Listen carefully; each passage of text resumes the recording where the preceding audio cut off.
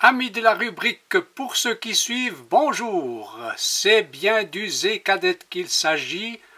Voici le prospectus de la firme Martin Oves & Baïs, prospectus édité un peu avant les années 2000.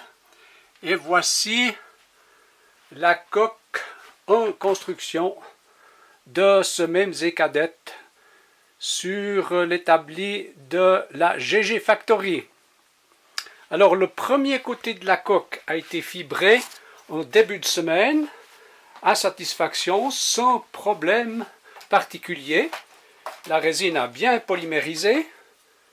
On entend le bruit caractéristique lorsque je passe ma spatule du tissu qui était posé dessus et dont la trame est encore un peu visible. Le deuxième côté a posé quelques problèmes avec une résine qui a mis beaucoup plus de temps à polymériser. Je ne sais toujours pas pourquoi, mais enfin voilà. Elle a quand même fini par polymériser sans trop de soucis.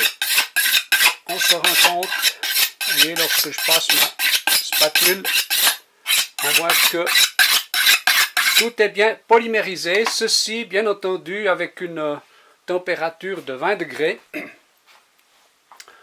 On voit distinctement maintenant le mastic sur lequel la fibre a été déposée. Ça n'a pas posé de problème particulier. La fibre adhère très bien sur le mastic. Mastic qui était mis pour donner cette belle forme arrondie à la proue, d'un côté et de l'autre.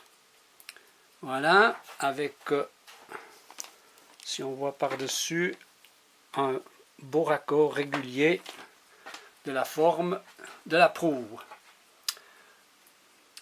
Voilà, sur cette base-là, eh ben, il me restera à couper le surplus de tissu qui dépasse tout au long de la coque, à faire un petit ponçage général sur toute la surface de la coque avant d'y apposer une deuxième couche de résine, la fameuse résine époxy L20 avec son durcisseur EPH 161, le tout bien entendu avec une température minimum, et j'insiste là-dessus, de 20 degrés.